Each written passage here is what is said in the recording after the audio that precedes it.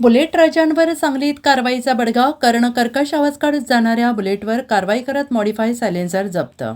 Modify silencer बसवून कर्णकर्कश आवाज काढत शहरातून फिरणाऱ्या बुलेट राजांवर आज वाहतूक शाखेने कारवाईचा बडगा उगारलाय.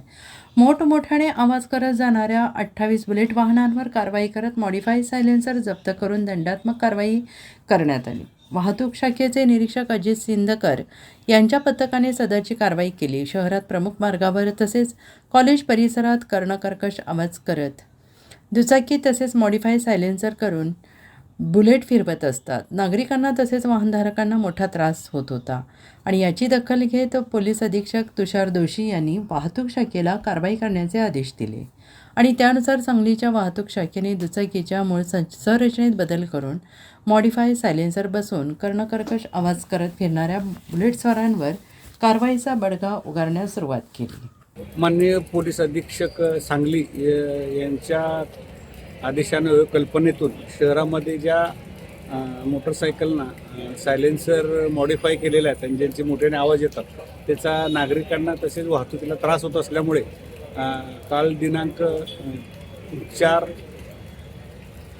4/8/2026 पासून ही कारवाई सुरू करण्यात आलेली आहे. संपूर्ण जिल्हाभर ही कारवाई आहे आणि त्या अंतर्गत आज सांगली शहर वाहतूक शाखेतर्फे काल आणि आज एकूण 28 सायलेन्सर मॉडिफाय केलेल्या गाड्या ताब्यात घेण्यात आलेल्या आहेत आणि तेथील ज्या वाहन चालकांनी त्यांचा मूळ सायलेन्सर आणून बसवलं आणि तो जो लावलेला सायलेन्सर आहे मॉडिफाईड तो आम्ही जप्त करून ताब्यात घेतलेला आहे आणि त्याला सायलेन्सर मॉडिफायची दंडात्मक कारवाई करण्यात आलेली आहे.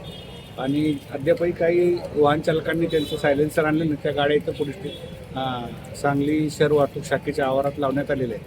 तर सांगली शहर वाहतूक शाखेतर्फे शहरातील सर्व वाहन चालकांना आणि विशेषतः जे मुलं आहेत त्यांच्या पालकांना आव्हान आहे की त्यांनी विनाकारण त्या वाहनांचा सायलेन्सर बदलून कायद्याचा भंग करू नये, अन्यथा त्यांच्यावर कडक कायदेशीर कारवाई करण्यात येईल आणि हे सायलेन्सर जे मॉडिफाय केले ते जप्त करण्यात आलेले आहे आणि कारवाई पुढील 15 दिवस दररोज सातत्याने सुरू राहणार आहे. Bureau report SPN Marathi Sangli.